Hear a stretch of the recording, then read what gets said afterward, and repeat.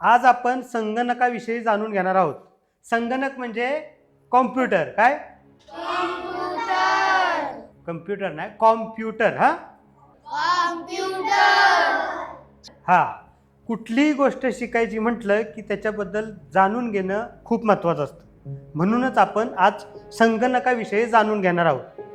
मला सांगा, संगणकाविषयी तुम्हाला काय माहिती आहे? मी रामनं बघितलाय पण मला माहित नाही. नाही माहिती. म्हणूनच आपण आज संगणकाबद्दल शिकणार आहोत. त्याच्या प्रत्येक पार्टबद्दल जाणून घेणार आहोत. आलं लक्षात? हे बघा, ह्याला काय म्हणतात सांगा? टीव्ही. नाही, मॉनिटर. काय? मॉनिटर. बरोबर. आणि हा आहे माऊस. माऊस म्हणजे काय? उंदीर. बरोबर. आहे का नाही उंदरासारखा? उंदीर काय करतो? कुठेही जातो आणि काही उघडतो. बरोबर. तसाच हा माऊस आहे. हा कॉम्प्युटर मधले कोणतेही फंक्शन सहजपणे उघडू शकतो. म्हणून याला काय म्हणतात? काय म्हणतात मोठे? येऊ का? या.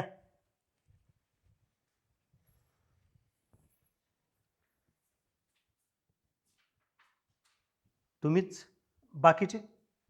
आम्ही लोकांना रिक्वेस्ट केली पण कोणी यायलाच तयार नाही.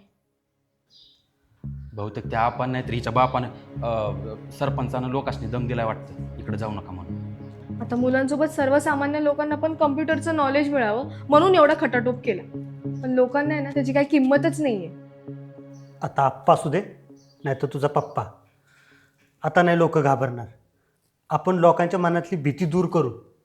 मग बघा उद्यापासून लोक कशी येतात ती. हो, आम्ही पण सगळ्यांच्या घरी जाऊन त्यांना समजावून सांगतो. तुम्ही काळजी नका करू, तुम्ही सध्या मुलांवर लक्ष द्या. चलो, शुभस्य शीघ्रम. म्हणजे चांगल्या कामाला वेळ नको. चला.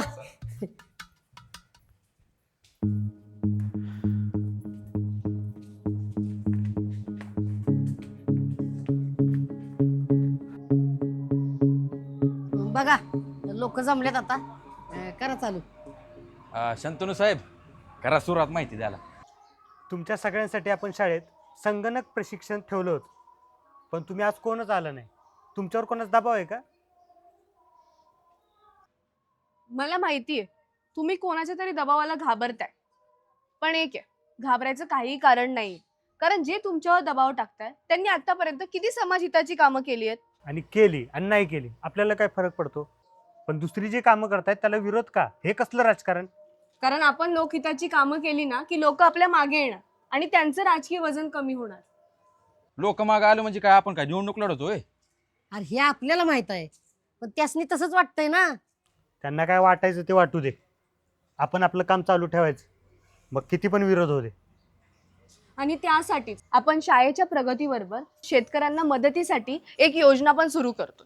शंतनू तुम्हाला त्याबद्दल माहिती देईलच. हां, मी मागे तुम्हाला बोललो होतो की आपल्या गावामध्ये कृषी अधिकारी बोलून शेतीबद्दल ज्या समस्या असतील किंवा आधुनिक शेतीबद्दल जी माहिती हवी असेल ती त्यांना विचारता यावी, म्हणून आपण आपल्या गावात शेतकरी मदत केंद्र सुरू करतो. कारण प्रगतिशील शेतकरी हा देशाचा कणा असतो. म्हणून प्रत्येक शेतकऱ्याने आधुनिक शिक्षण घ्यायलाच हवं. आधुनिक शेती करायची खरं आहे, पण त्यातून निघालेल्या उत्पन्नाला भाव तरी मिळायला पाहिजे. हो, नाहीतर काय राबायचं आणि सगळी पाचरी दलालाच्या मड्यावर घालायचं. पहिला मालाला भाव मिळाला पाहिजे, नाहीतर कशा शेतकरी प्रगतशील होतो या. हे बघा, प्रगतशील शेतकरी म्हणजे नुसता शेतीवर अवलंबून नसतो, तर त्याच्याबरोबर त्याला शेतीपूरक व्यवसाय करायला पाहिजे. आणि हे बघा, शेतीच्या उत्पन्नात जरी कमी जास्त झालं तरी त्याचा व्यवसायात तुम्हाला फायदा झाला पाहिजे. आपण एक काम करूया, आपण जे कृषी अधिकारी आहेत त्यांना बोलूया एकदा गावात, आणि तुमच्या ज्या समस्या असतील ते त्यांना विचारा. आमच्यापेक्षा ते जास्त माहिती देतील तुम्हाला. हो, ते कधी येणार आहेत ते पण सांगा, म्हणजे त्यासनी सांगायला. पुढच्या आठवड्यात. हा, मामासनी कशाला सांगताय? तेसनी सांगा, नाही तर मी सांगतो. थांबा. इथे जमलेल्या आपल्या सर्व ग्रामस्थांना काय बस, ह्याचं काय ऐकू नका बरं का. तुम्ही फक्त आम्ही जेव्हा बोलवाल ना तेव्हा इथं हजर राहा म्हणजे झालं. हा, आता तुम्ही या. आला मोठा भाषण देणार.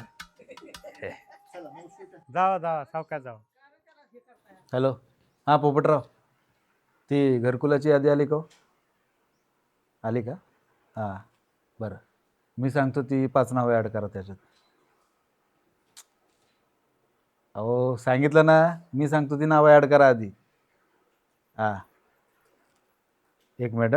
तुम्हाला 5 मिनिटात फोन करतो. संग्राम, ए संग्राम. हा काय बाबा? अरे बाहेर बघ कोण आलंय. आपल्या गावच्या भावी सरपंच, नाही नाही, आपल्या तालुक्याच्या भावी आमदार. अरे स्वागताला नारळ शाल बिल घेऊन ये. हा, अरे केवढं मोठं नेतृत्व आलंय आपल्या गावचं. बाबा त्यांना आत घरात तर येऊ द्या की. अरे घरात काय, आता घरातून बाहेर पाठवायची वेळ आली आहे. बाबा असं का बोलताय तुम्ही? हे बघ, लोकांनी शंतनूचा आणि तुझा सत्कार केला तिथपर्यंत ठीक होत, पण आता आता तुम्ही सभा गाजवायला लागलाय. बाबा आम्ही काही चुकीचं नाही करत आहोत. वाईट नाही, चांगलंच करताय की. मग आता एक काम कर, त्याला ह्या गावचा सरपंच कर. मग मी जातो संन्यास घेऊन पंढरीला. हे बघ, तुला मोकळीक दिली ना, म्हणून जास्त डोक्यावर चढू नको.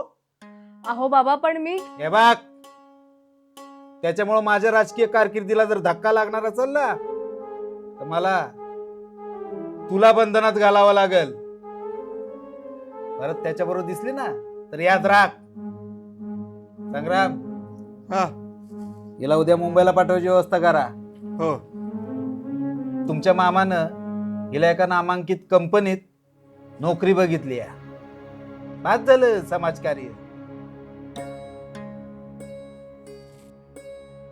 ठीक आहे, चल घरात.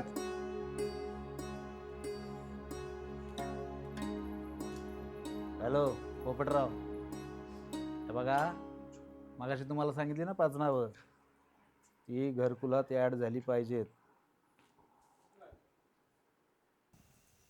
सगळं अवघड होऊन बसलंय.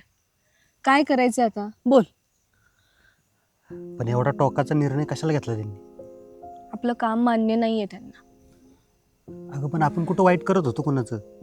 तेच तर, आपण चांगलं काम करतोय ना, तेच मान्य नाहीये त्यांना. बरं ठीक आहे, माझं जाऊ दे. तू तर मुलगी आहेस त्यांची. तू जे काम करतेस त्याचे श्रेय घरीच जाणार होतं ना. त्याचा राजकीय दृष्ट्या त्यांनाच फायदा होणार होता.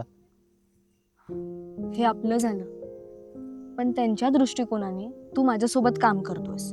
उद्या जाऊन लोकांनी तुला सपोर्ट केला ना की त्यांचं राजकीय वजन कमी होणार. मला त्या राजकारणाशी काही देणं घेणं नाही, आणि ते रक्तात पण नाही माझ्या. मला फक्त लोकांसाठी काम करायचे. राजकीय मुद्दाच आहे.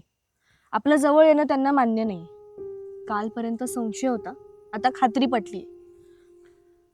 मग आपण एक काम करू, लांब राहूया आणि आपलं काम चालू ठेवू. शंतनू, बाबांनी ना मला मुंबईला पाठवण्याची पूर्ण तयारी केली, पण मला नाही जायचंय यार. आता तुझ्या बाबांनी निर्णय घेतलाय म्हटलं, मी काय करू शकतो? म्हणजे बरं ठीक आहे, तू नको काय करू, मी जाते मुंबईला. सोड. ऐक ऐक ऐक ऐक ऐक, वेळ आली ना की मी काहीतरी करतो, बस. पण तू पाहिजे मला.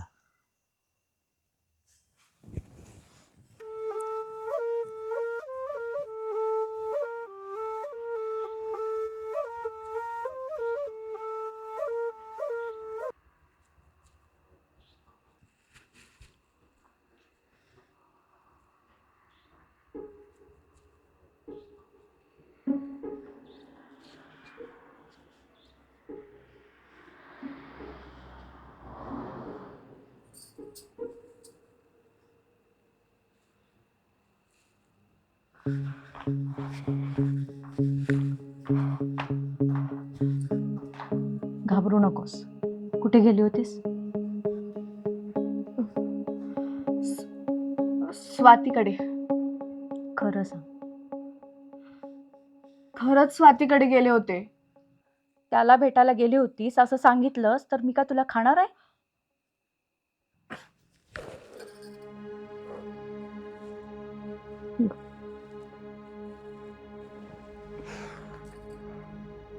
त्यालाच भेटायला गेली होतीस ना? हो. काय झालंय? आई बाबांनी मला मुंबईला पाठवण्याचा निर्णय घेतलाय. तुझा निर्णय काय आहे मग? इतकी वर्ष काढली ग परदेशात, आता मला नाही सोडून जायचंय तुम्हा लोकांना मुंबईला.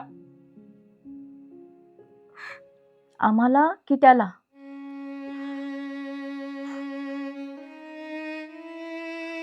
समजून घे ना ग आई.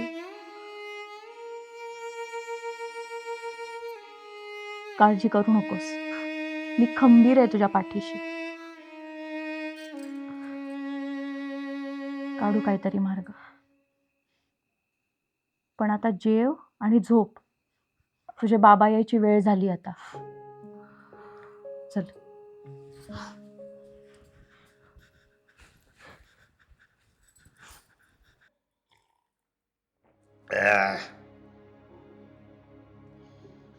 त्या पोरानं माझ्या टाळक्याची पाक भजी करून टाकल्यात. मग तेच भजी चकना म्हणून खावा की. म्हण्या चेष्टा नको, आधीच माझं टाळक सटाकलंय. एवढा वाघासारखा गडी आणि एका पोराला घाबरलाय. थू तुमच्या जिंदगानीवर. तो का जिंदगानीवर थोका, आमच्या तोंडावर थोका, एवढीच लायकी राहिली आमची. एवढा काय दसका घेतला होत्या पोराचा? 4 दिवसात त्याचं हे भूत उतरल. राजकारण आणि समाजकारण कुणाचं बी काम नाही आप्पा. त्याच्यासाठी तुमच्यासारखा पट्टीतला खेळाडूच लागतो. अरे आम्ही पण असंच करून पुढे आलोय. त्या येळच्या पुढाऱ्यांना पाणी पाजून आज आम्ही इथ आहे.